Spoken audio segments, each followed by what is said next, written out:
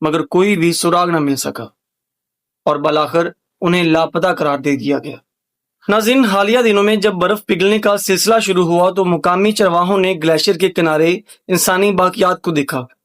قریبی لوگوں نے فوراً اطلاع دی اور جب مقام پر پہنچ کر جائزہ لیا گیا تو وہی لاش نکلی جس کی تلاش برسوں پہلے بند ہو چکی تھی۔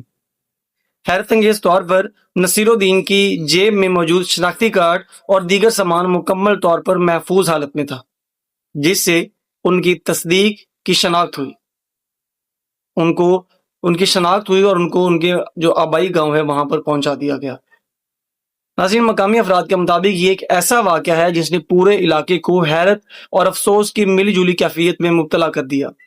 28 برس ایک طرف پہلے کھوئے ہوئے پیارے کی واپسی نے خاندان کو اندرونی سکون بخشا تو دوسری جانب ان کے بچھڑنے کا غم دوبارہ تازہ ہو گیا۔ بزرگوں کا کہنا ہے کہ